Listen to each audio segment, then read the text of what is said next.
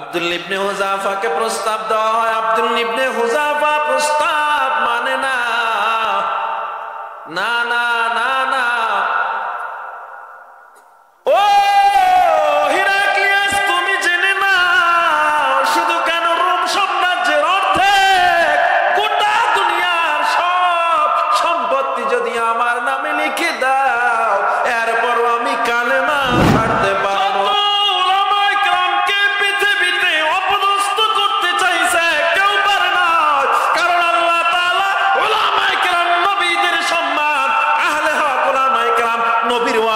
সম্মান কে দিয়েছে? এত চেষ্টা করলো, পারলো না, পারলো না, শেষ মাস নিজেরাই পালাতে বাধ্য হলো। ঠিক কিনা জোরে বলেন?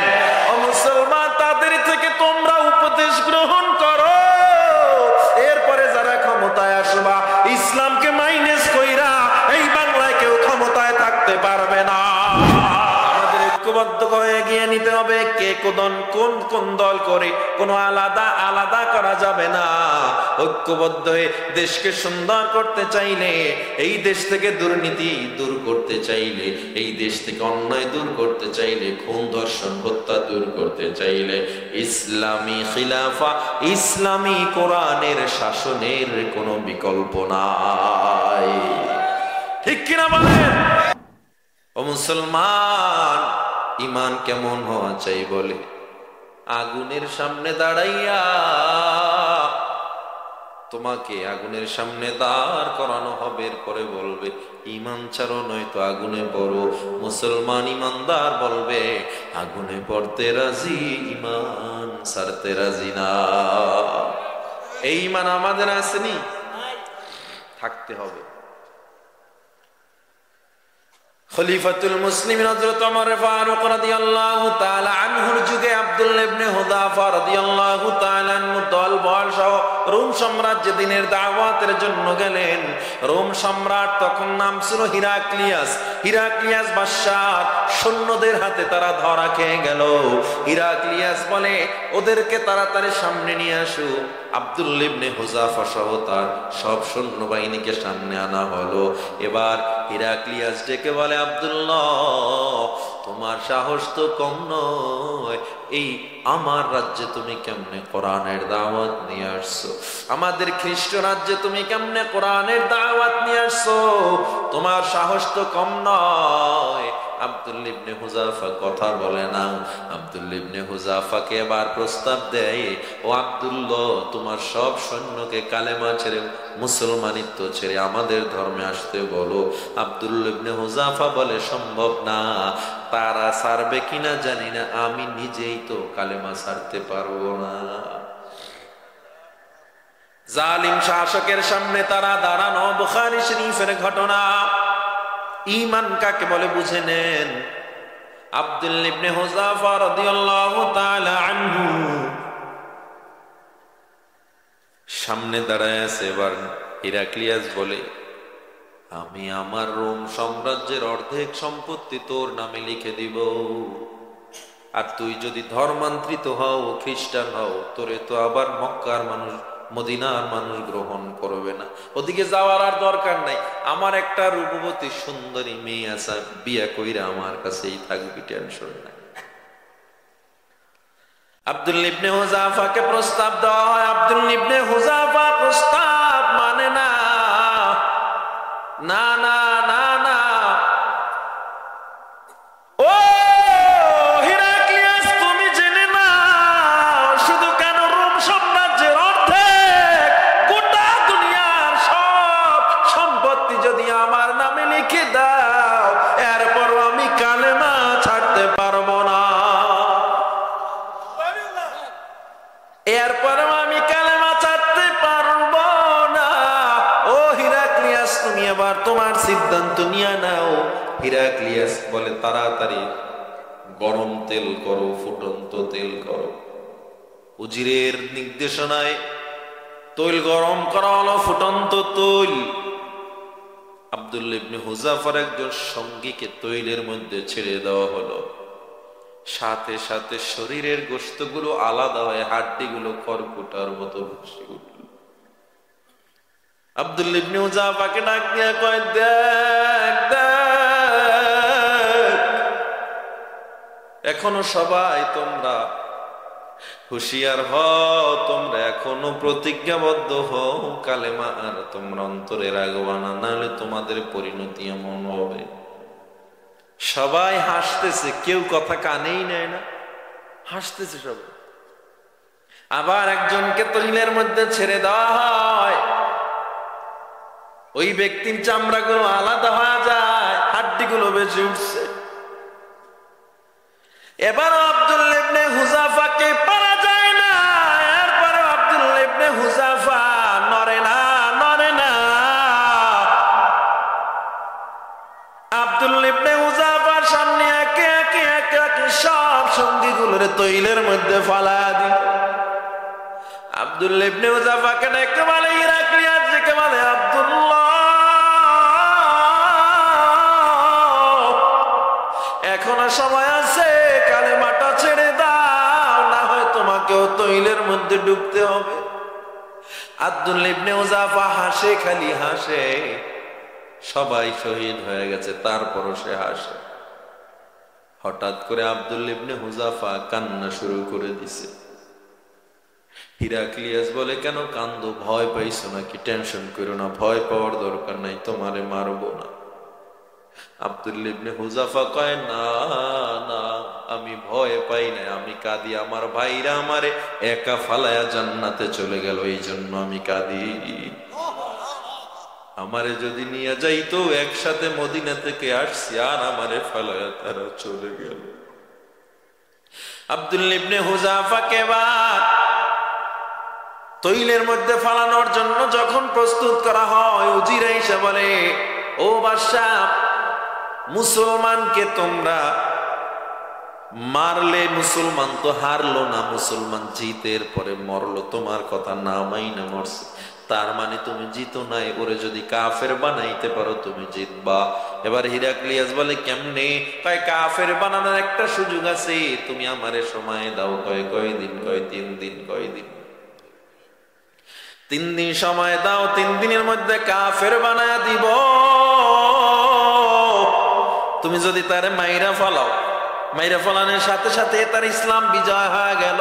এই জন্য দুনিয়ার সুদখোর, ঘুষখোর, ইহুদি দালালরা, নাস্তিকরা মনে করে ওলামায়ে কেরামকে জেলের মধ্যে আটকাইলে তারা জিতে যায়, কোরআনওয়ালাদেরকে জেলের মধ্যে আটকাইলে তারা জিতে যায়।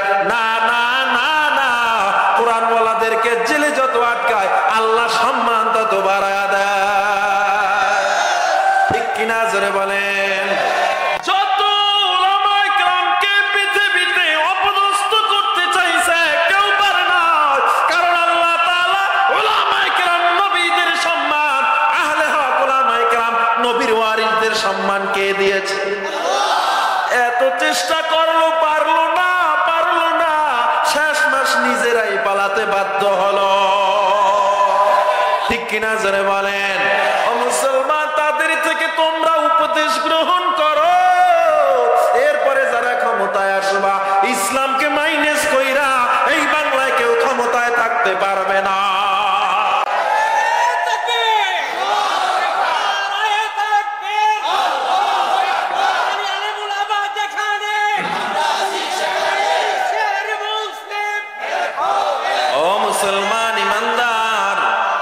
মুসলমান ইমানদার, তারা মনে করে আটকাইছি মনে হয় শেষ, কিন্তু জোয়ারের পানিতে বাদ দিলে জোয়ারের পানির স্পিড বাড়ে না কমে? আরো জোরে বলেন। আফসোস, কাফেররা, বেঈমানরা যদি আমাদের সাথে এমন করতো, আফসোস লাগতো না? মুসলমানের ঘরে জন্ম নিয়া ডান কানে কামত, বাম কানে, ডান কানে আজান, বাম কানে কামত লইয়া মুসলমানের শত্রুতা করে, কোরআনওয়ালার শত্রুতা করে। ঠিক না? কোরআনের কথা বলনি কয় রাজনীতির ওয়াজ বন্ধ করেন, ঠিক না? কোরআনের কথা বলনি কয় রাজনীতির আলাপ বন্ধ করেন। আল্লাহর নবী মনে হয় রাষ্ট্রীয় পর্যায়ে ইসলাম কায়েম করেন নাই? করছেনি? রাষ্ট্রীয় পর্যায়ে ইসলামের দরকার নাই। মজার ইসলাম ওইটা, মিষ্টি খাবো বেশি কইরা আর মুসায়া দিনের দাওয়াত দিবে, এটাই তো, আর কিছু দরকার নেই। এটা একসের মজা, খালি মজা। বেশি মজা ইসলামে ছিল না, বেশি রক্তপাত ছিল ইসলামে। ঠিক কিনা জোরে বলেন? মদিনা সনদ দিয়া নবীজি রাষ্ট্র চালাইছেন হযরত ওমর, গোটা জাহানের অর্ধেকের রাজত্ব করেছে ওমর। জিহাদের আয়াত কোরআনে আছে না নাই? তাইলে জিহাদের কথা বললে, ইসলামী খেলাফার কথা বললে যদি রাজনীতির ওয়াজ হয়, এই রাজনীতির ওয়াজ বাংলার কোন আলেম কখনো বন্ধ করবে না। এটা যদি রাজনীতি হয়, তাহলে এই রাজনীতির ওয়াজ কোন আলেম বন্ধ করবে? ও মুসলমান ইমানদার, বেঈমান না মনে করে আলেমদেরকে আটকাইছি, মুসলমানদেরকে আটকাইছি তো জিতে গেছি, না না। যাদেরকে আটকানো হয়, দেখবেন আল্লামা সাঈদীকে 12-14 বছর কারাগারে রাখা হয়েছিল। তিনি যদি সত্যি যুদ্ধ অপরাধী হইতেন, তার জানাজায় এত লোক আসতো না, মানুষ এত কান্না করতো না। ঠিক কিনা জোরে বলেন? আমাদের মধ্যে মতের ভিন্নতা থাকতে পারে, কিন্তু ইসলাম তো আমাদের এক। কথা বলে না কেন? আমরা ওলামায়ে কেরাম যত মতের অমিল থাকুক, গোড়ায় গিয়ে কিন্তু আমরা এক। রোশনের দেখছেন নি 5,000 এক জায়গায় হয়েছে, আমরা ওলামায়ে কেরাম কিন্তু গোড়ায় এক আছি। আপনারা যেটা সচক্ষে দেখতেছেন, এই দল এই দল এই দল, ইনশাল্লাহ দেখবেন এই দেশে ইসলাম নিয়ে তামাশা করা হলে সব ওলামায়ে কেরাম ময়দানে নেমে যাবে। ঠিক কিনা জোরে বলেন? তার সে যদি যুদ্ধ অপরাধী হইতই, আসলেই হইতো, আরো কত মানুষকে ফাঁসি দেওয়া হয়েছে। যুদ্ধ অপরাধী যদি আসলেই হইতো, এই সব বাংলাদেশের মানুষ, আওয়ামী লীগ ওলারাও ফেসবুকে পোস্ট দিছে তারে নিয়ে, হের আবার সদস্যপদ গেছে গিয়ে এলাকা থেকে, ঠিক না? তার কমিটি থেকে নাম গেছে গিয়ে পোস্ট দেওয়ার কারণে। তো যারা দিছে, এই যে আপামর সাধারণ জনতা, এরা সবাই কি ভুলের ভিতরে ছিল? যিনি তারে আটকাইছেন একাই সঠিক ছিল? আল্লাহ আমাদের সহি বুঝ দান করেন, বলেন আমিন। শুধুমাত্র তাই নয়, নায়িকাদেরকে একদিন বন্দি করছে দেখলাম, পরের দিন ফুলের তোড়া দিয়া বের করছে। ওলামায়ে কেরামের পায়ে রশি, হাতে রশি, ডান্ডা লাগাইয়া, মাথায় হেলমেট লাগাইয়া এত অপমান করতে চাইছি। আমার আল্লাহ কয়, ওয়া তুইজ্জু মা তাশা ওয়া তুযিল্লু মা তাশা। তোরা অপমান করতে চায় লাভ নাই, কারণ আমি আল্লাহ যারা ইজ্জত দেই, গোটা দুনিয়ার কেউ তারে বেইজ্জতি করতে পারে না। আর আমি আল্লাহ যারে অপদস্থ করি, গোটা দুনিয়ার কেউ তার ইজ্জত দিতে পারে না। এই শুধুমাত্র 16 বছর না, আমি বলি 50 বছর পর্যন্ত এই বাংলার মানুষ তার পরিপূর্ণ স্বাধীনতা পায় না। 50 বছরই পায় না। আমাদের স্বাধীনতার বয়স কত বছর? এই 50+ বছরে মুসলমান আমরা আমাদের স্বাধীনতা পরিপূর্ণতা পাই নাই, এটাই সত্য। শুধু 16 বছরের দোষ দিয়েন না, এখন নতুন করে আমাদের দেশকে এগিয়ে নিয়ে যেতে হবে। ঠিক কিনা জোরে বলেন? আমাদের ঐক্যবদ্ধ হয়ে এগিয়ে নিতে হবে। কে কোন কোন দল করে কোনো আলাদা করা যাবে না। ঐক্যবদ্ধ হয়ে দেশকে সুন্দর করতে চাইলে, এই দেশ থেকে দুর্নীতি দূর করতে চাইলে, এই দেশ থেকে অন্যায় দূর করতে চাইলে, খুন ধর্ষণ হত্যা দূর করতে চাইলে, ইসলামী খিলাফা, ইসলামী কোরআনের শাসনের কোনো বিকল্প নাই। ঠিক কিনা বলেন? মানুষ বুঝে না, যেদিন দেখবে কোরআনের শাসনে এত সুন্দর, ইসলামের শাসনে এত সুন্দর, আহারে আমার হক আমি ফিরে পাচ্ছি, রাস্তায় মানুষ হাঁটতেছে, কোনো ডাকাত নাই, কোনো নিরাপত্তার অভাব নাই, দেখবেন ইসলামের শাসন কত সুন্দর, সেদিন মানুষ বুঝবে। কিন্তু সময় ফুরিয়ে যাবে। আমরা নিরীহ জনগণ, আমগো অপরাধ নাই। জনগণ নিরীহ না, অপরাধ তো জনগণেরই। ভোট দিয়ে হয় কে? ভোটটা দেয় কে? ভোট দিয়ে হওয়া নামনে হুশ নেই। কি কয় চাচা? রাতের আধারে তো এই কয়দিন আগের কথা, 16 বছর আগে দিছিলেন কই? সে সময় তো রাতের আধার হয় না, ঠিকই দিয়ে হওয়াইছিলেন। হওয়াইছেন এরপর না রাতের আধারের সুযোগ পাইছে।